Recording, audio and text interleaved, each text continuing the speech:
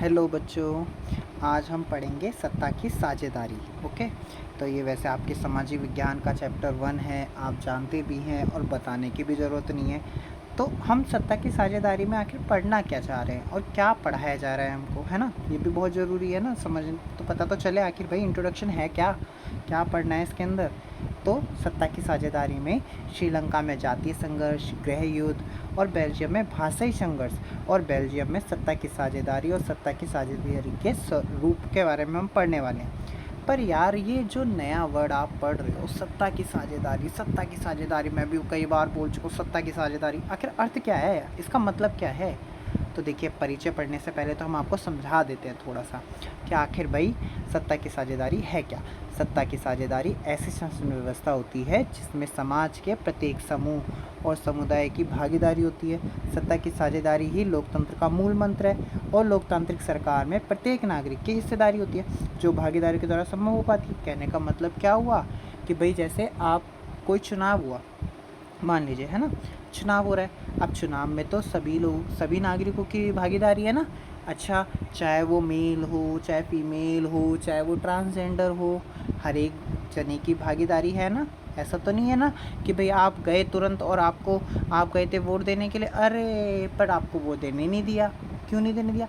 अरे उन्होंने बोल दिया आप फीमेल हो या आप मेल हो या कोई आप चलो। ये तो बहुत ही कॉम, आपको कभी ऐसा सुनने को मिलेगा नहीं, वैसे तो पॉसिबल नहीं है। बट लेकिन सोचिए, अगर ऐसा हो, चुनाव हो रहे हो और चुनाव हो रहे हैं, ठीक है। अब आपको वोट देने के लिए जाना है, ठीक है।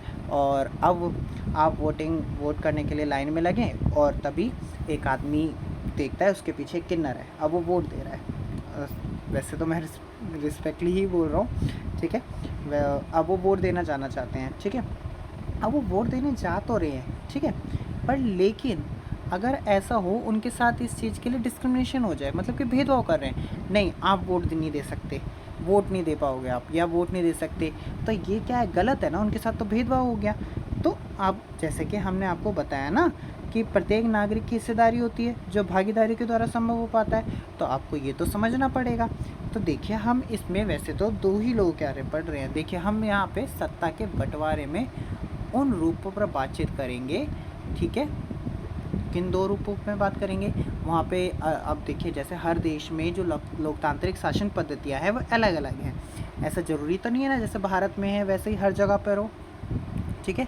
बट काफ़ी हद तक चीज़ें सेम मिल जाती है ना, तो उसी हिसाब से थोड़ा सा देखते हैं, ठीक है। तो चलिए, सबसे पहले तो हम आपको थोड़ा सा बता देते हैं बेल्जियम के बारे में। देखिए, पहला तो बेल्जियम और श्रीलंका के बारे में है। तो वैसे तो कहने के लिए तो बेल्जियम क्या है, बेल्जियम यूरोप का एक छोटा सा देश है, ठीक है। क्षेत्रफल के मामले में कहा जाए तो क्षेत्रफल में हमारे हरियाणा राज्य से भी छोटा है ये। इसकी सीमाएं फ्रांस, नीदरलैंड, जर्मनी और लक्समबर्ग से लगती है। देश की कुल आबादी का जो 59% है वो हिस्सा फ्लेमिश इलाके में रहता है, ठीक है। अब आप ये देख सकते हो ना, आपको ये येलो येलो जो दिख रहा है, येलो येलो पार्ट जो है, ये डच भाषा बोलने वालों का है ना, और जो कि डच भाषा बोलते हैं। और जो 40% लोग हैं वो वेलोनिया में रहते हैं, जहाँ फ्रेंच भाषा बोली जाती है। अब वेलोनिया मतलब कि ये जो रेड रेड पार्ट है ना, आपको दिख रहा है ना। एंड देन इसके बाद शेष के 1% लोग जो हैं जर्मन बोलते हैं। ये जो आप देख रहे हैं, अरे ये देखो, ये जो शेडेड पार्ट है ना, क्या कहते हैं, लाइन वाला, ठीक है, वो, ठीक है। तो अब आपको इतना तो समझ में आ गया होगा, इतने में तो कोई दिक्कत नहीं होगी। अब राजधानी ब्रुसेल्स के 80%। अब ब्रुसेल्स कहाँ है? ये जो ये देख रहे हो ना, ये पार्ट, ये रहा, ये वाला, हाँ बिल्कुल, ये वाला पार्ट जो है, ठीक है। राजधानी ब्रुसेल्स के 80% लोग फ्रेंच बोलते हैं और 20% लोग डच भाषा बोलते हैं। अब यहाँ पे पंगा क्या है, आखिर क्या पंगा निकल रहा है, क्या दिक्कत आ रही है ने भाई? इतने चलिए भाषा बोलने वाले तो ठीक है, पर लेकिन पंगा क्या निकल रहा है? पंगा निकल रहा है यहाँ पे क्या है, अल्पसंख्यक फ्रेंच भाषी लोग तुलनात्मक रूप से ज़्यादा है समृद्ध और ताकतवर रहे हैं।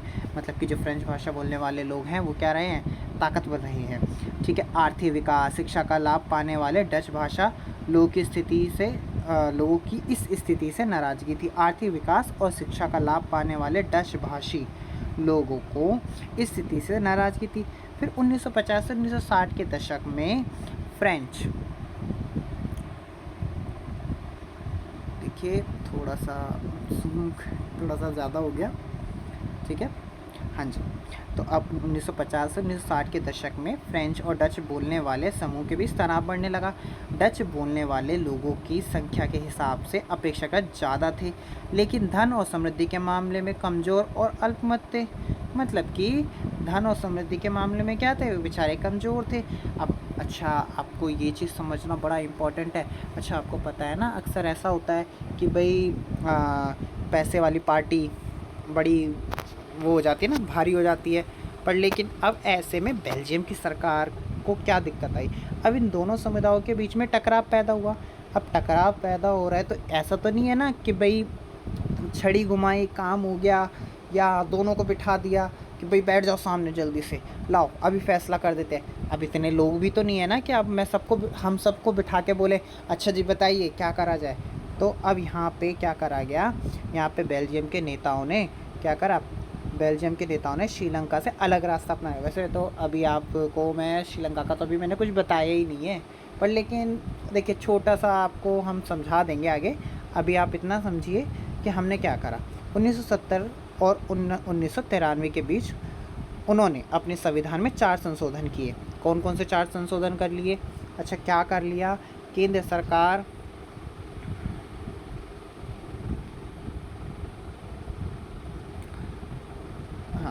देखिए, मैं वैसे आपको थोड़ा सा दिखा भी दे रहा हूँ बुक में। वैसे तो आप बुक से पढ़ें या चाहे मेरी कही हुई बातें भी सुन लें तो भी कोई ज़्यादा दिक्कत नहीं आएगी। 1970 और 1993 के बीच उन्होंने अपने संविधान में 4 संशोधन किए। क्या संशोधन करे?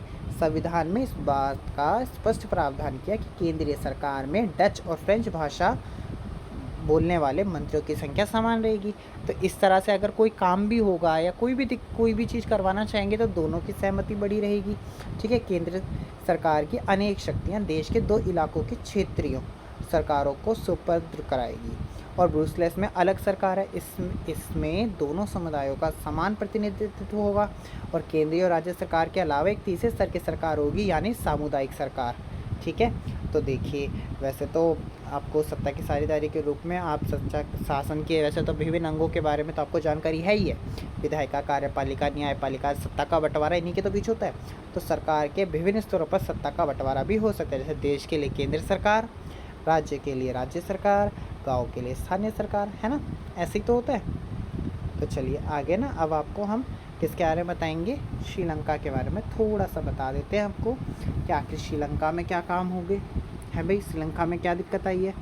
तो चलो हल्का हल्का आपको उसके बारे में भी बता देते हैं।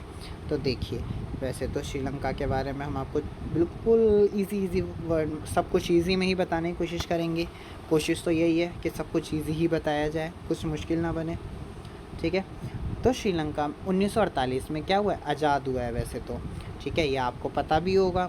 श्रीलंका का पुराना नाम क्या है, सिलोन है। क्या नाम है, सिलोन। ठीक है, श्रीलंका में सिंगली की जो जनसंख्या है वो 74% है। ठीक है, देखिए आप ये जो येलो पार्ट देख रहे हैं ना, ये 74% क्या है, सिंगली भाषा बोलने वाले लोग हैं। श्रीलंका में तमिल जनसंख्या जो है 18% है और तमिलों की संख्या में 13% जो श्रीलंकाई जो मूल के तमिल और 5% हिंदुस्तानी तमिल हैं। मतलब कि जिनको लेके आया होगा काम करने वगैरह के लिए, जो आ जाते हैं ना, जैसे पलायन कर लेते हैं ऐसे। ठीक है, तो अब इसमें हुआ क्या, आखिर क्या किस्सा ना। और श्रीलंका की आबादी में ईसाई लोगों का हिस्सा 7% है। ठीक है, आप बाकी देख सकते हैं, ऐसा नहीं है कि आपको नहीं समझ में आएगा, सब कुछ आपको क्लियर आएगा। ठीक है, धीरे धीरे आएगा, ऐसा नहीं है ना कि आपको बिल्कुल तुरंत आ जाए। ठीक है, अब श्रीलंका में बहुसंख्यकवाद, पहले आप इसको समझिए। श्रीलंका में सिंगली समुदाय के नेताओं ने अपनी बहुसंख्या पर, मतलब ज़्यादा संख्या होने पर क्या करा, ज़्यादा संख्या के बल पर अपना शासन जमाना चाहा। अब उन्होंने इसी के चलते 1956 में एक कानून बना दिया। क्या कानून बनाया कि जिसके तहत तमिल को दरकिनार करके सिंगली भाषा को क्या कर दिया गया, एकमात्र राजभाषा घोषित कर दिया। सिंगली के बौद्ध धर्म, सिंगलियों ने या सिंगली के उन नेताओं ने बौद्ध धर्म को संरक्षण दे दिया और तमिलों को अनदेखा कर दिया। प्राथमिकता विश्वविद्यालयों, सरकारी नौकरियों में, ठीक है, और सिंगलियों को प्राथमिकता देने की नीति चली। राजनीतिक पार्टियाँ भी उन्हीं की भाषा और संस्कृति को लेकर आज संवेदनशील थी। ठीक है, संविधान और सरकार की नीतियाँ भी उन्हें समान राजनीतिक अधिकारों से वंचित कर रही थी। अब ऐसे में दो समुदायों के बीच में जो अविश्वास सिंहली और तमिल संघर्ष में बदल गया और शिक्षा हासिल करने में एक आधिकारिक भाषा के रूप में तमिल को मान्यता देने और क्षेत्रीय स्वायत्तता और अवसर की समानता के लिए संघर्ष चला, जिसे गृहयुद्ध। अब गृहयुद्ध का वैसे तो आपको छोटा सा मीनिंग बता दें, जो देश के अंदर जो दो लोगों के बीच में या दो गुटों के बीच में जो क्या कहते हैं अनबन चल रही है, जिसके कारण क्या हो रहा है, जिसके कारण वो क्या कर रहे हैं आपस में ही उनके बीच में बन नहीं रही है, वही गृहयुद्ध है। ठीक है, आपके लिए वैसे छोटा सा ही समझने के लिए बहुत कुछ है। ठीक है, अब तमिलों ने अपनी राजनीतिक पंक्तियों और तमिल को राजभाषा बनाने, क्षेत्रीय सहायता हासिल करने, शिक्षा रोजगार में समान अवसरों की मांग को लेकर संघर्ष तो करा, पर लेकिन क्या हुआ, कुछ भी नहीं हो पाया।